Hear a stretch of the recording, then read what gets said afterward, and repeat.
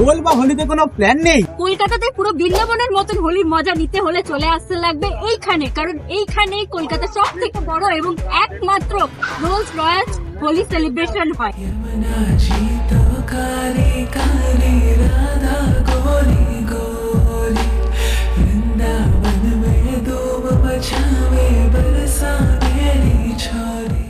Hello travellers, welcome back to our channel the couple fusted. তো আজকে আমরা চলে এসেছি হোলি স্পেশাল একটা ইনফরমেশন ভিডিও নিয়ে। আমার মতে কলকাতার এই হোলি সেলিব্রেশনে একবার হলেও সবার আসা উচিত, কিন্তু সমস্যা হচ্ছে কি করে আসবে, এক্স্যাক্টলি কোথা থেকে শুরু হয়, কখন শুরু হয়, কোথায় শেষ হয়। আবার আমার মতো অনেকে তো এটাই জানো না যে এই হোলি সেলিব্রেশনটা কলকাতার ঠিক কোথায় হয়। আরে কোনো চাপ নেই, আমরা সব খুঁজে বার করেছি, আর সেই সব নিয়েই আজকের ভিডিও। তাই ভিডিওটা লাস্ট পর্যন্ত দেখতে হবে কিন্তু। ভাই সিরিয়াসলি ভাই কি লাগিয়েছে বৃষ্টিটা দোলের আগে, দোলের জাস্ট দুদিন আগে। বেকার ওয়েদার, বেকার মানে ওয়েদার। সিরিয়াসলি মানে দোলের দিনটা যদি এরকম হয় তাহলে তো সব মাটি সব মাটি মাটি হবেও না, মানে দোল আর একদিকে রং মাখবে আর একদিকে মানে আবির ধুয়ে যাবে। আবির যারা খেলছে তাদের জন্য মানে বেকারই হবে, মানে আবির খেলাটাই মানে মাটি হবে।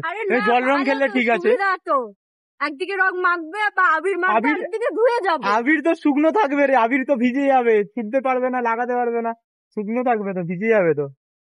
যাই হোক, যা হবে দেখা যাবে, কিন্তু তার আগে চলো আজকের জায়গাগুলো দেখে নেওয়া যাবে। সবার প্রথম তোমাদের চলে আসতে হবে হাওড়াতে, আর যদি তোমরা ট্রেনে করে আসো তাহলে তোমাদেরকে সাবওয়ে 13 নাম্বার গেট দিয়ে বের হতে হবে। তারপর এখানে এসে তোমাদেরকে রাস্তা পার করে যেতে হবে ওই দিকে, আর এর সাথে সাথে আমরাও করে নিয়েছি রাস্তা পার। এবার এখান থেকে সোজা হাঁটতে হবে, কিছুক্ষণ হাঁটার পরে তোমরা এই স্ট্যাচুটা দেখতে পাবে, আর ওখান থেকেই দেখতে পেয়ে যাবে হাওড়ার এন্ট্রি গেট। তোমাদেরকে যেতে হবে ঠিক ওখানে, তার পাশেই রয়েছে এরকম একটা গেট। গেটের ওই রাস্তা ধরে সোজা কিছুটা হেঁটে চলে আসলেই দেখতে পেয়ে যাবে এই হোয়াইট কালারের বিল্ডিংটা। আমার পিছনে যে বিল্ডিংটা দেখতে পাচ্ছ, এখান থেকে শুরু হয় রোলস রয়েলসের দোল যাত্রাটা।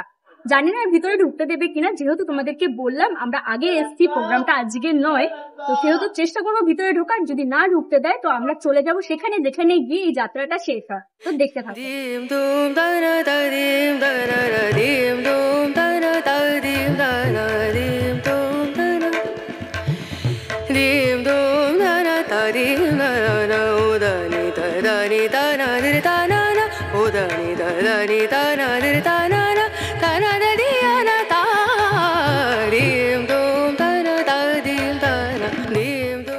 আমরা ফাইনালি বাড়িটার ভিতরে ঢুকে গেছি পারমিশন নিয়ে, কিন্তু রোলস রয়েলস যে গাড়িটা রয়েছে সেটা দেখাতে পাচ্ছি না, সেটা কোথায় রয়েছে ঠিক জানি না। বললে ওটা ভিডিও নেওয়ার আজকের দিনে পারমিশন নেই, সেটার জন্য আসতে লাগবে আমাদের 23 তারিখে প্রোগ্রামটা রয়েছে, 23শে মার্চ 2024 যেটা রয়েছে। আর এখানে কথা বলে জানতে পারলাম রোজ রাতেই বেশ কিছু প্রোগ্রাম হচ্ছে, আর দেখতে পাচ্ছ অলরেডি গাড়ির সাজানোর প্রস্তুতি শুরু হয়ে গেছে 23 তারিখের জন্য।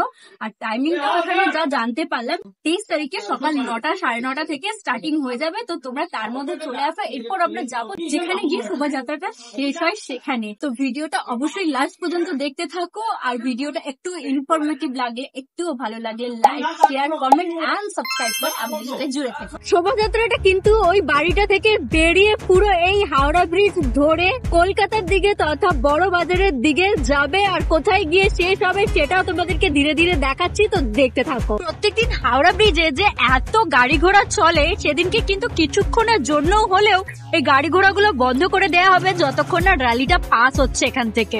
শোভাযাত্রাটা হাওড়া ব্রিজ থেকে নেমে বাঁদিকের এমজি রোডের রাস্তাটা ধরে সামনের দিকে এগোতে থাকবে, এবং দ্বিতীয় গলির কাছ থেকে টার্ন নেবে বাঁদিকের গলিতে। তোমরা দেখতে পাবে রোডের উপরে বেনারসি সিল্ক প্লাজা, ঠিক তার অপোজিট গলিতে বা বিপি আচার প্রতিষ্ঠানের পাশের গলিতে। তারপর সোনাপট্টির গলি ধরে সোজা এসে র্যালি আবার ঘুরে যাবে ডান দিকের প্রথম গলিতে, এবং আবারও সোজা এগোতে থাকবে। আর তোমরা যে দুপাশে এই দোকানগুলো দেখছো সব কিন্তু সেদিন বন্ধ থাকবে, এবং সোজা গলিটা শেষ হলেই ডান দিকে দেখতে পাবে শ্রী শ্রী লক্ষ্মী নারায়ণ মন্দির, আর এখানে এসে শেষ হবে শোভাযাত্রাটা। আর তার সাথে আমাদের আজকের ভিডিওটাও এখানেই শেষ। তোমরা সবাই অবশ্যই চলে এসো এখানে 23 তারিখ। দেখা হচ্ছে নেক্সট ভিডিওতে। টাটা।